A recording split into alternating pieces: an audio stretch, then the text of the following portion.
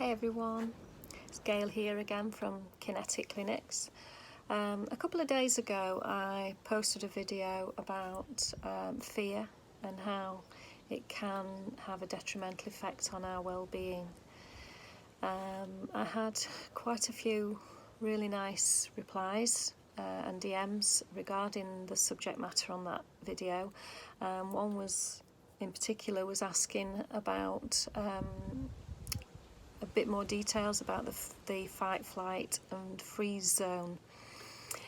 So I thought I would put together this little video which might elaborate a little bit and explain why this is quite detrimental to us and our well-being. The human body has an inbuilt radar which detects when we're in a stressful state or when we're in danger, and what happens is it releases two very powerful chemicals into the bloodstream called adrenaline and cortisol.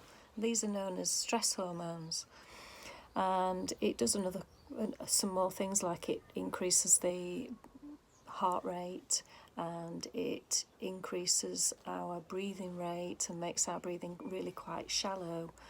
And it also puts our muscles into a state of readiness, so there's some tension there, ready to leap away from danger or to speed out of the way when necessary. It's a process that is supposed to be very short-lived. It's designed to just instantly get us out of danger. But today's lifestyle means that we are constantly in a state of fight, flight and freeze. We work at 100 mile an hour, we then go training at 100 mile an hour, doing HIIT classes and training for triathlons and so on. And it never allows us to come down from that state of fight, flight and freeze. And this can have a very detrimental effect on the body and the mind when we are kept into this state for a long period of time.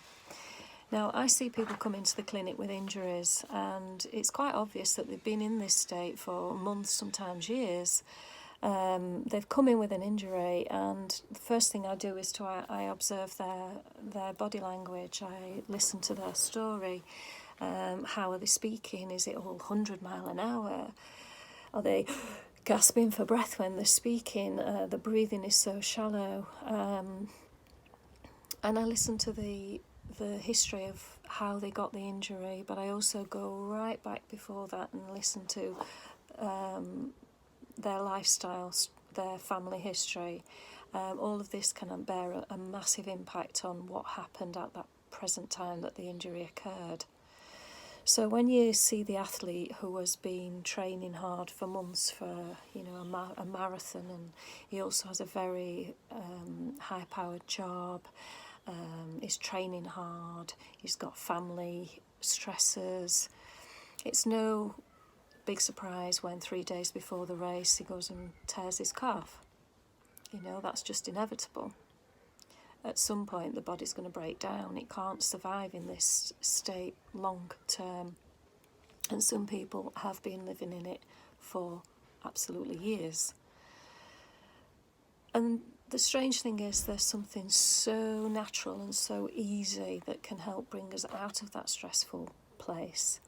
And it's something that we've been doing since the very first few minutes of our life, and that is breathe.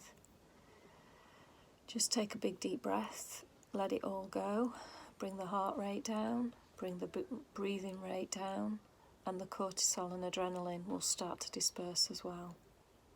Simple.